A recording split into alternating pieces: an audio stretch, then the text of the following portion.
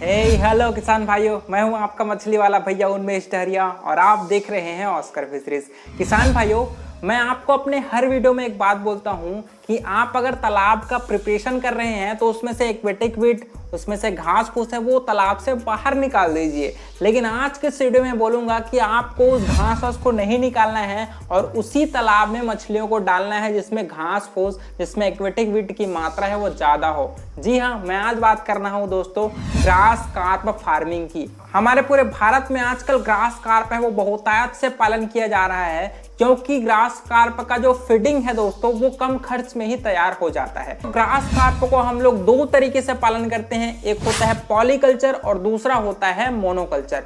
किसान भाइयों, अगर आप मोनोकल्चर मतलब ग्रास कार्प को ही अपने तालाब में पालन करना चाहते हैं तो इसके लिए आपको ऐसे तालाब का चुनाव करना है जहां पर एक्वेटिक वीड, जहां पर घास फूस की मात्रा है वो ज्यादा हो, क्योंकि जो हमारा जो ग्रास कार्प है वो इन वेजिटेबल्स को अच्छे से फीड करती है, जिससे आपका तालाब साफ हो जाता है और मछलियां भी हैं वो कम फीडिंग खर्च में तैयार हो जाती है। दूसरा, अगर आप ग्रास कार्प को पॉलीकल्चर के साथ मतलब और आईएमसी मछली या फिर एक्सोटिक कार्प जैसे कतला, रोहू, मृगल, उसके अलावा आपका कॉमन कार्प या फिर सिल्वर कार्प के साथ अगर आप ग्रास कार्प का पालन करना चाहते हैं तो आपको नॉर्मल तालाब का चुनाव करना है, लेकिन बस तालाब की गहराई है वो थोड़ा सा ज्यादा हो, 1.5 से 2 मीटर का उसका वाटर डेप्थ हो, क्योंकि ग्रास कार्प है वो तालाब के बॉटम में रहती है और वहां के जो डेट्राइटस और जो किनारे में जो वेजिटेबल्स जो उगते हैं या फिर जो घास फूस उगती है उसको है वो ग्रास कार्प है वो चाव से खाती है। इसी वजह से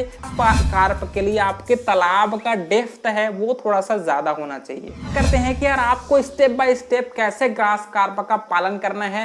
पहला आपका स्टेप होता है तालाब का निर्माण और उसका तैयारी करना। आपका 1 हेक्टेयर का तालाब होना चाहिए मैक्सिमम। आपके पास अगर 1 एकड़ का तालाब है तब भी चलेगा। दूसरा काम, आपकी तैयारी के लिए आपको अपने तालाब में पहला काम चूना डलवाना है, 1 हेक्टेयर के हिसाब से कम 500 किलो। दूसरा, आपको अपने तालाब में कम से कम 2 टन है वो 1 हेक्टेयर के हिसाब से मैन्योरिंग करवाना है, क्योंकि ग्रास कार्प का स्पॉन या फिर फ्राई साइज का जो दोस्तों बच्चा होता है वो क्या होता है, जूप्लैंक्टन खाती है। अब बात करते हैं कि आपको नमस्ते मामा। किसान भाइयों, ये मेरा मामा है कतला मामा।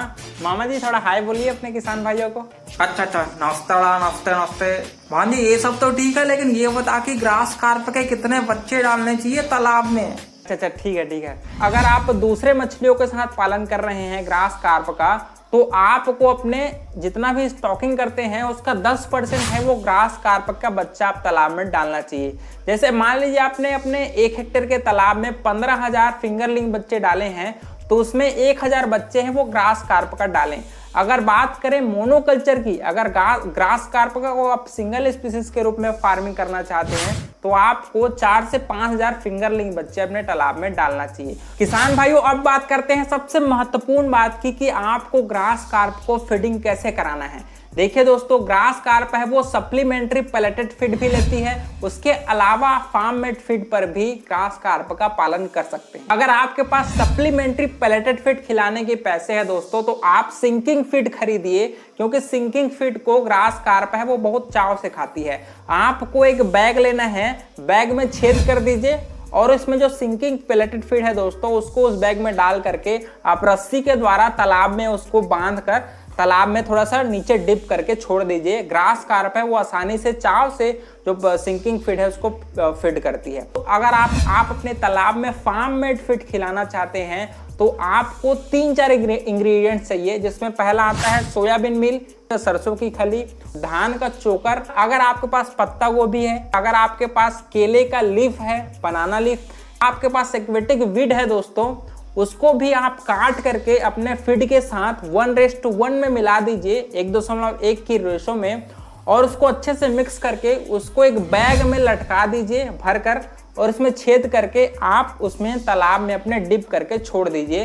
ग्रास कार्प है वो बहुत अच्छे से चाव से फार्म मेड फीड खाती है और आपका फीड है वो कम खर्च में ही तैयार हो जाता है। अगर आप पैलेटेड फीड खिला रहे हैं तो आप उसके फीड में प्रोटीन परसेंटेज है वो थोड़ा सा कम रखिएगा, क्योंकि ग्रास कार्प है वो थोड़ा सा वेजिटेबल पर ज़्यादा डिपेंडेंट रहती है, क्योंकि वो हर्बीवोरस होती है, शाकाहारी। इसकी वजह से अगर ज़्यादा प्रोटीन वाला फीड खिलाएंगे तो मछली को डाइजेशन में दिक्कत हो सकती है। उसके अलावा आपके फीड का वेस्टेज भी ज़्यादा होगा। तो कोशिश करिए कि आप 28 से 30% प्रोटीन वाली फीड ही ज़्यादा प्रीफर करिए, जो मछलियों के लिए हेल्पफुल होगा उसके ग्रोथ के लिए। किसान भाइयों, अगर आप ग्रास कार्प के फीड में कम खर्च करना चाहते हैं तो आपको अपने तालाब के मेड़ में, डाइक में नेपियर ग्रास का जरूर लगाना चाहिए, क्योंकि नेपियर ग्रास है दोस्तों बहुत लंबा जाती है, जिसको आप काट करके आप छोटे छोटे टुकड़ों में फीड के साथ मिक्स करके आप ग्रास कार्प मछली को खिला सकते हैं, जिससे आपके फीडिंग खर्च है वो बहुत कम आएगी दोस्तों।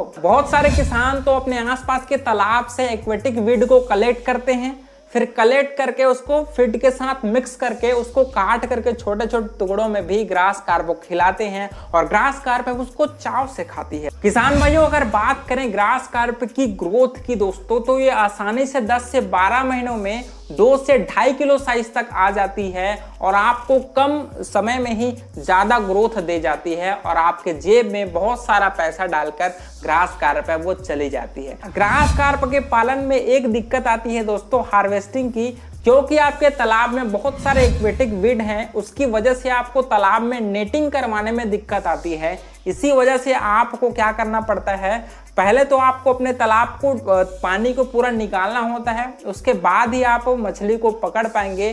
दूसरा तरीका, आप बड़े मछलियों को पहले नेटिंग के थ्रू कलेक्ट कर लीजिए, उसके बाद ही अपने तालाब से पानी को निकाल दीजिए, जिसके बाद आप छोटी मछलियों को भी आसानी से पकड़ पाएंगे। और बात करें अगर प्रोडक्शन की, तो आप 1 हेक्टेयर के अपने तालाब में 5 से 6 टन ग्रास कार्प का प्रोडक्शन ले सकते हैं। अगर बात करें मोनोकल्चर की दोस्तों, तो ये बहुत ज़्यादा ग्रोथ करने वाली मछलियां हैं। बहुतायत से किसान भाई हैं वो ग्रास कार्प का फार्मिंग शुरू करिए, क्योंकि ये कम फीड में ये मछली तैयार हो जाती है, जिससे आपका फीड कॉस्ट भी कम आता है। उसके अलावा इसका मार्केट वैल्यू भी बहुत बढ़िया है, 150 रुपये तक पर केजी के हिसाब से ग्रास कार्प है वो बिक जाती है दोस्तों। तो किसान भाइयों, अगर वीडियो पसंद आया होगा तो वीडियो को लाइक जरूर करिएगा और ऑस्कर फिशरीज चैनल को सब्सक्राइब जरूर करिए। मिलते हैं अगले वीडियो में, तब तक के लिए बड़ों का सम्मान करिए, छोटों को प्यार करिए और खुद का ढेर सारा ख्याल रखिए।